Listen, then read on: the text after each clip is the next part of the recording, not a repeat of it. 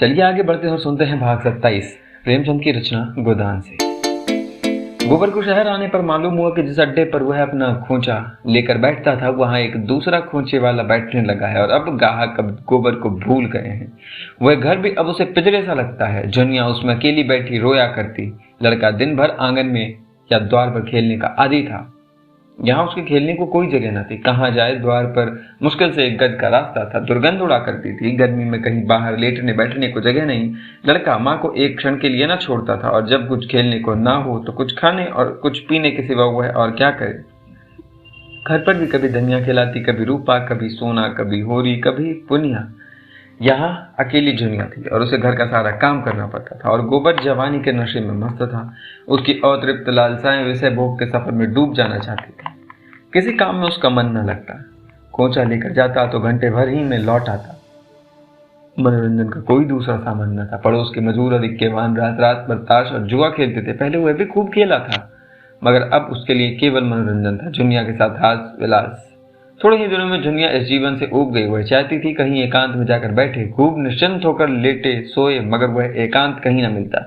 उसे अब गोबर पर गुस्सा आता। उसने शहर के जीवन का कितना मोहक चित्र खींचा था और यहाँ इस काल कोठरी के सिवा और कुछ नहीं।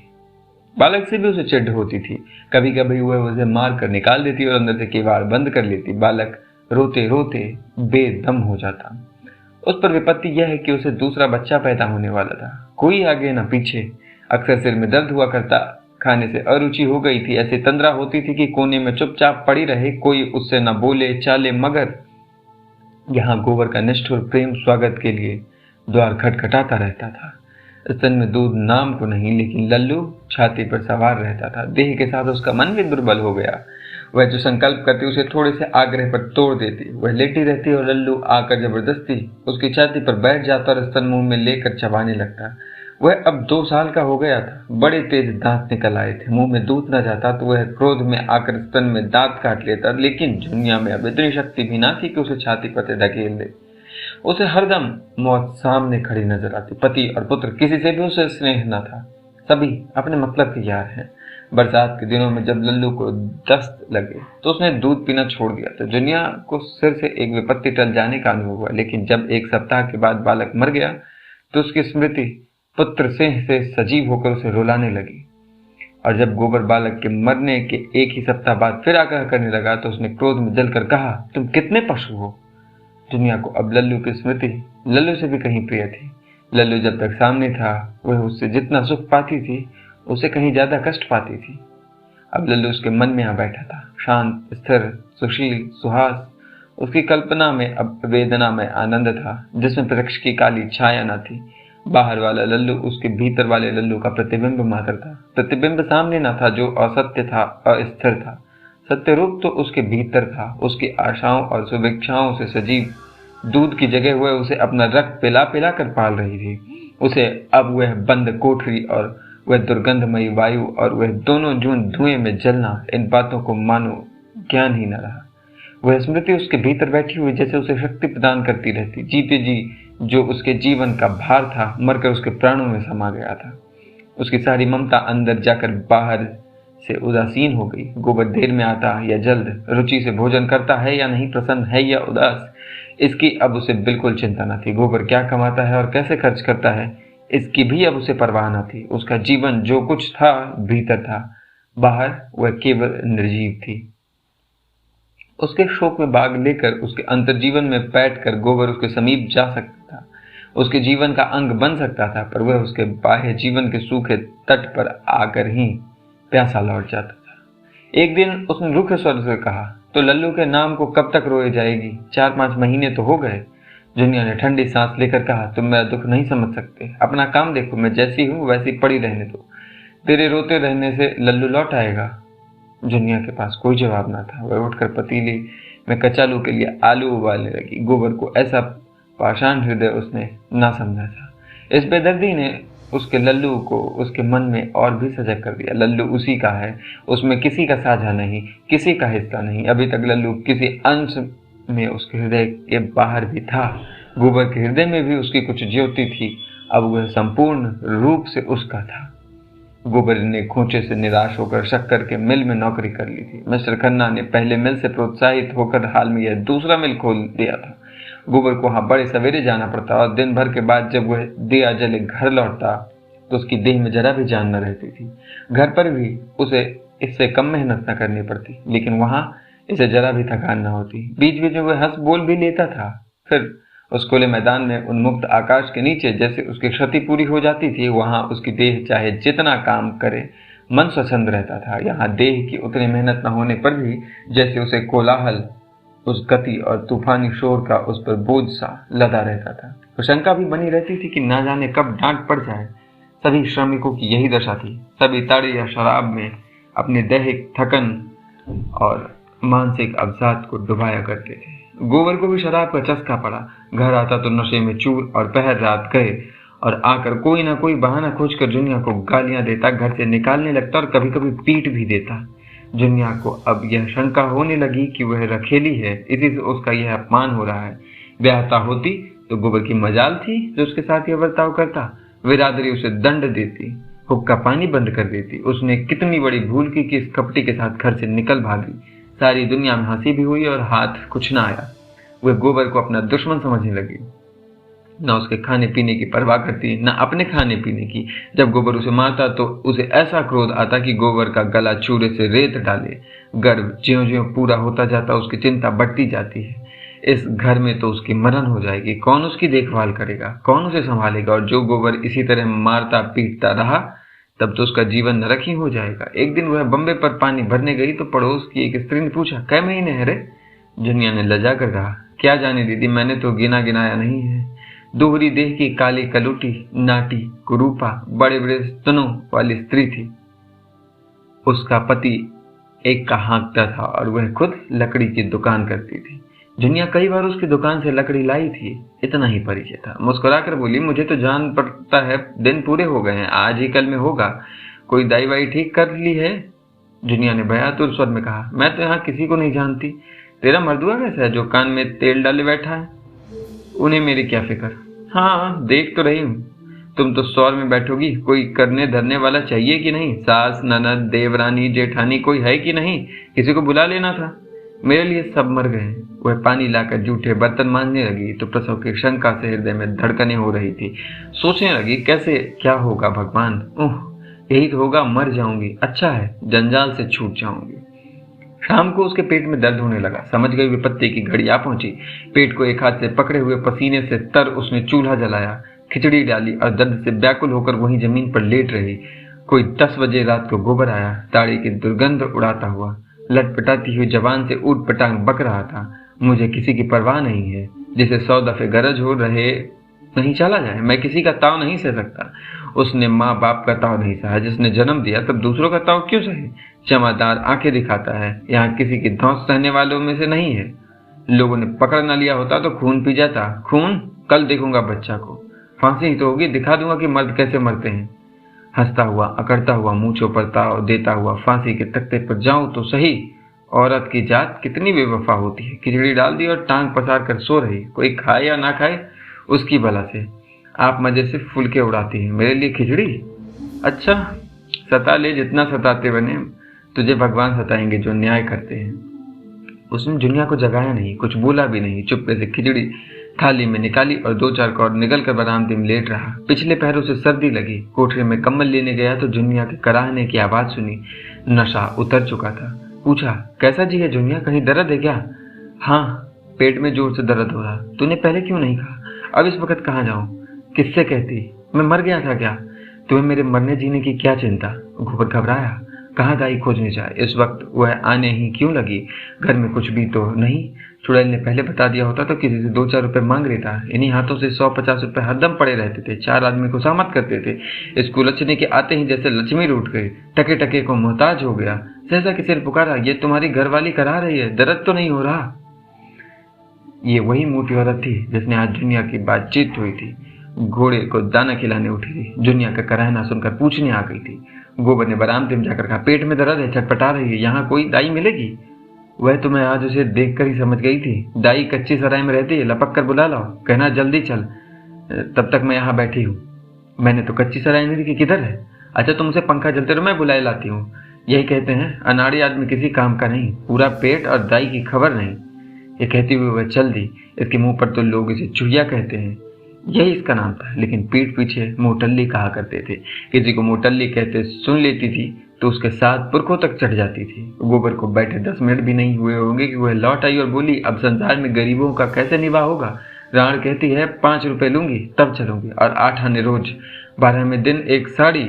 मैंने कहा तेरा मुंह झुलस दूं, तो जा चूल्हे में, मैं देख लूंगी। 12 बच्चे की माँ यूं ही नहीं हो गई हूँ, तो बाहर आ जाओ गोवर्धन, मैं सब कर लूंगी। वक्त पड़ने पर आदमी ही आदमी के काम आता है। 4 बच्चे जना लिए तो दाई बन बैठे।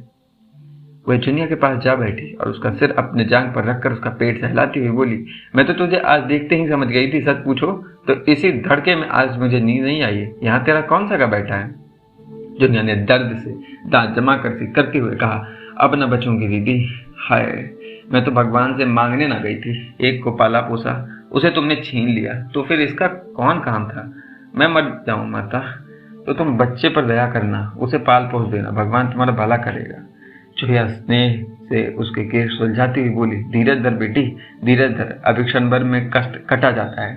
तूने भी तो जैसे चुप्पी साध ली थी, इसमें किस बात की लाज? मुझे बता दिया होता, मैं तो मौलवी साहब के पास से ताबीज ला देती, वही मिर्जा जी को इस हाथे में रहते हैं। इसके बाद जुनिया को कुछ होश न रहा। 9 बजे सुबह उसे होश आया तो उसने देखा चुहिया शिशु के लिए बैठी है और वह साफ साड़ी पहने लेटी हुई है। ऐसी कमजोरी थी मानो देह में रक्त का नाम ना हो। चुहिया रोज सवेरे आकर जुनिया के लिए हरीरा और हलवा पका जाती और दिन में भी कई बार आकर बच्चे को उबटन मिल जाती, ऊपर का दूध पिला जाती। आज चौथा दिन था पर जुनिया के स्तनों में दूध न उतरता था। शिशु रो रो कर गला गाड़े लेता था क्योंकि ऊपर का दूध उसे पचता न था। एक क्षण को भी चुप ना होता था। चुहिया अपना स्तन उसके मुंह में देती, बच्चा एक क्षण चूसता, पर जब दूध ना निकलता तो फिर चीखने लगता।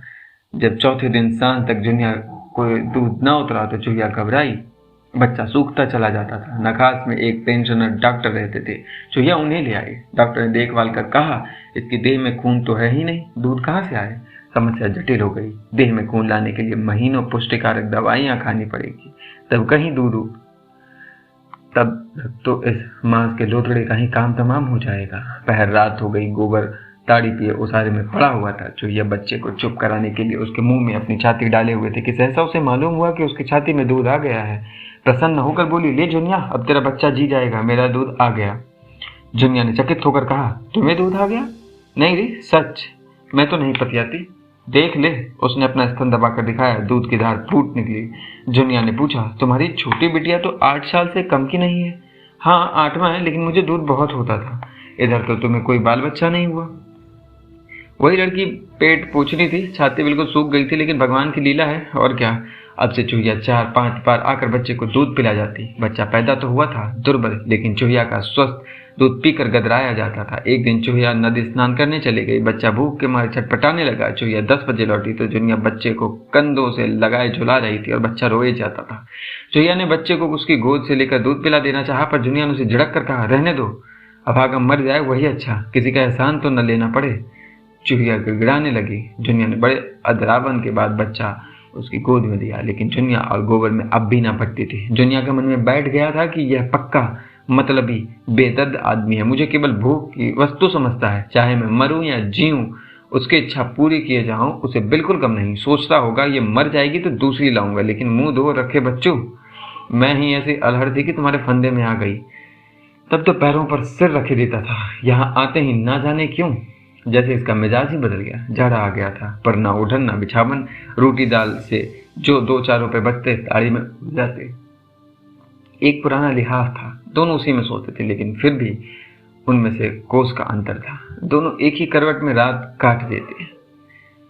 गोबर का जी शिशु को गोद में लेकर खिलाने के लिए तरस कर रह जाता था। कभी कभी वह रात को उठकर उसका प्यारा मुखड़ा देख लिया करता था, लेकिन जुनिया की ओर से उसका मन खींचता था।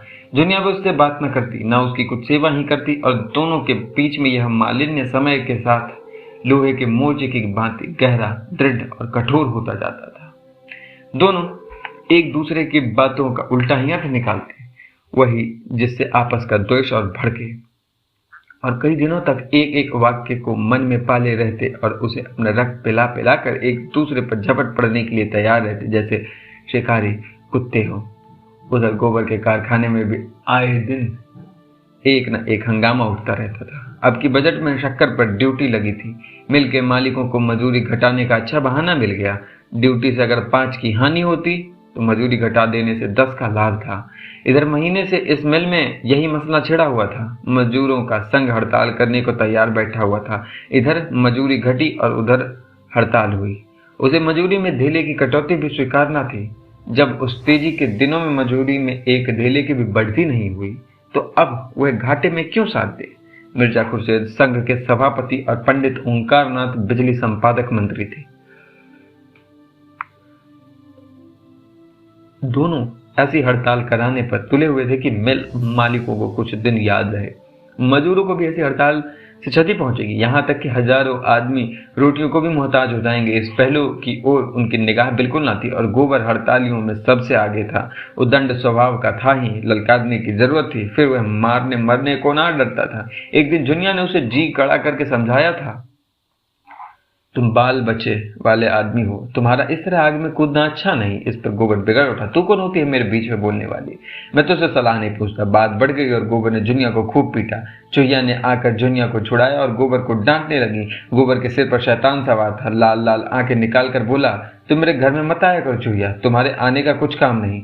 चुहिया ने व्यंग्य के साथ कहा, तुम्हारे घर में ना आऊंगी तो मेरी रोटियां कैसे चलेंगी, यहीं से मांग जांच कर ले जाती हूँ, तब तवा गर्म होता है। मैं ना होती लाला तो यह बीबी तुम्हारी आज लाते खाने के लिए ना बैठी होती।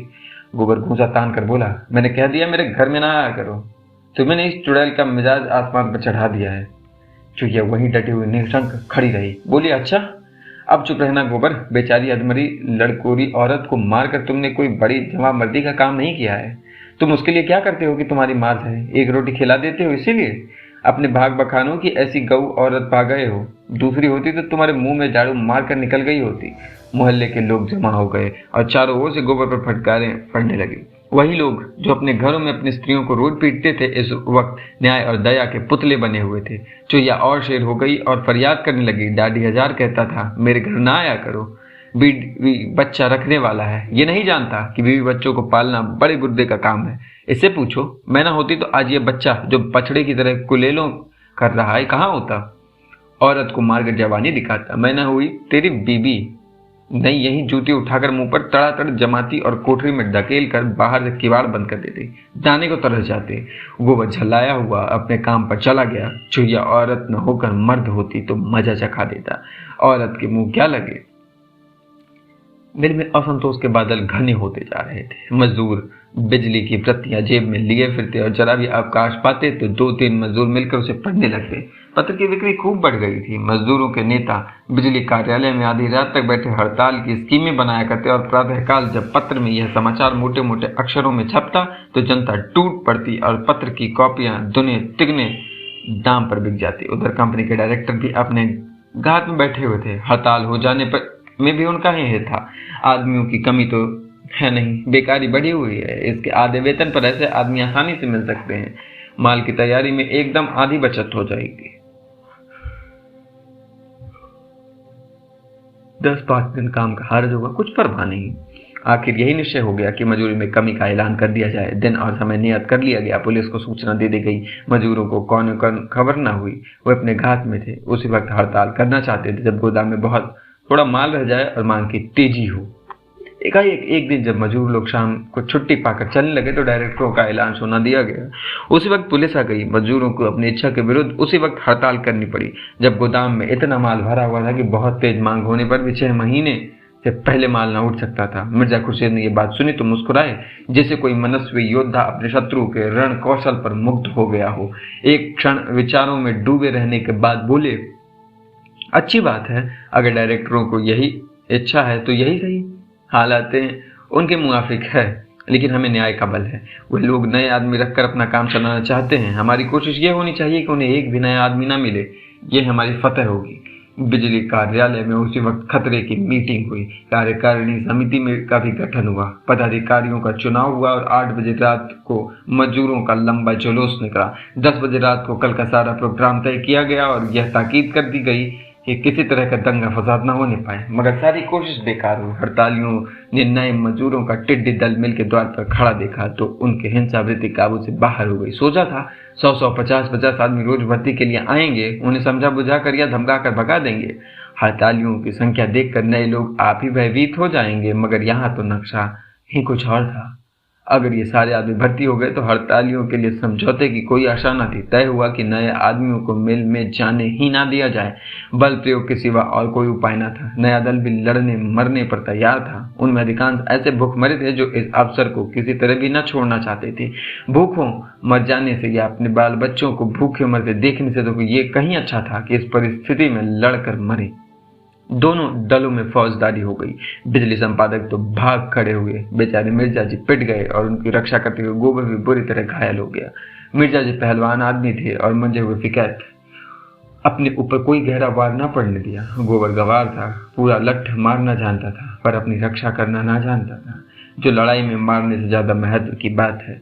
उसके एक हाथ की हड्डी टूट गई, सिर खुल गया और अंत में वह वही ढेर हो गया। कंधों पर अनगिनती लाठियां पड़ी थी जिससे उसका एक एक अंग चूर चूर हो गया। हड़तालियों ने उसे गिरते देखा तो भाग खड़े हुए। केवल 10-12 जंचे बचे हुए थे। मिर्जा को घेर कर खड़े रहे। नए आदमी विजय पताका उड़ाते हुए मिल में दाखिल हुए और पराजित हड़ताली अपने हताहतों को उठा उठा कर अस्पताल पहुंचाने लगे, मगर अस्पताल में इतने आदमियों के लिए जगह न थी। मिर्जा जी तो ले लिए गए। गोबर की मरहम पट्टी करके उसे घर पहुंचा दिया गया। दुनिया ने गोबर की वह चेष्टाहीन लोथ देखी तो उसका नारित्व जाग उठा। अब तक उसने उसे सबल के रूप में देखा था, जो उस पर शासन करता था, डांटता था, मारता था। आज वह अपंग था, निस्सहाय था, दयनीय था। दुनिया ने खाट पर झुक कर आंसू भरी आंखों से गोबर को देखा और घर की दशा का ख्याल करके उसे गोबर पर एक ईर्ष्या में क्रोध आया। गोबर जानता था कि घर में एक पैसा नहीं है। वो ये भी जानता था कि कहीं से एक पैसा मिलने की आशा नहीं है। यह जानते हुए भी उसके बार बार समझाने पर भी उससे यह विपत्ति अपने ऊपर ली।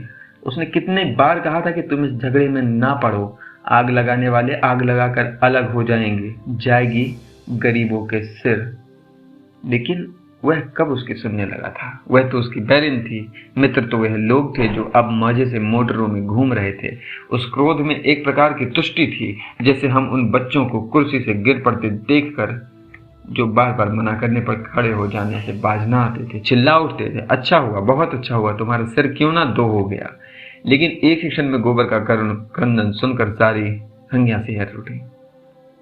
व्यथा में डूबे हुए यह शब्द उसके मुंह से निकले, हाय हाय। सारी देह भुरकुस हो गई। सबों को तनिक भी दया न आई। वह उसी तरह बड़ी देर तक गोबर का मुंह देखती रही। वह क्षीण होती हुई आशा से जीवन का कोई लक्षण पा लेना चाहती थी और प्रतिक्षण उसका धैर्य अस्त होने वाले सूर्य की भांति डूबता जाता था और भविष्य में अंधकार उसे अपने अंदर समेटे लेता था। सहसा चुहिया ने आकर पुकारा, गोबर का क्या हाल है बहू? मैंने तो अभी सुना, दुकान से दौड़ी आई हूँ। जुनिया के रुके हुए आंसू उबल पड़े। कुछ बोल न सकी। भयभीत आंखों से चुहिया की ओर देखा। चुहिया ने गोबर का मुंह देखा, उसकी छाती पर हाथ रखा और आश्वासन भरे स्वर से बोली, यह 4 दिन में अच्छे हो जाएंगे, घबरा मत। कुशल हुई, तेरा सुहाग बलवान था, कई आदमी उसी दंगे में मर गए। घर में कुछ रुपए पैसे हैं? जुनिया ने लज्जा से सिर हिला दिया। मैं लाई देती हूँ, थोड़ा सा दूध लाकर गर्म कर ले। जुनिया ने उसके पाँव पकड़ कर कहा, दीदी तुम्हें मेरी माता हो, मेरा दूसरा कोई नहीं है। जाड़ों की उदास संध्या आज और भी उदास मालूम हो रही थी। जुनिया ने चूल्हा जलाया और दूध उबालने लगी। चुहिया बरामदे में बच्चों को लिए खिला रही थी। सहसा जुनिया भारी कंठ से बोली, मैं बड़ी अभागिन हूँ दीदी, मेरे मन में ऐसा आ रहा है जैसे मेरे ही कारण इनकी ये दशा हुई है। जी कुड़ता है तब मन दुखी होता ही है, फिर गालियां भी निकालती है, शराब भी निकलता है। कौन जाने मेरी गालियों। इसके आगे हुए कुछ ना कह सकी। आवाज आंसुओं के रेले में बह गई। चुहिया ने अंचल से उसके आंसू पोंछते हुए कहा, कैसी बातें सोचती है बेटी, ये तेरे सिंदूर का भाग है कि ये बच गए। मगर हाँ, इतना है कि आपस में लड़ाई हो तो मुंह से चाहे जितना बकले, मन में कीना ना पाले। बीज अंदर पड़ा तो अखुआ निकले बिना ना रहता।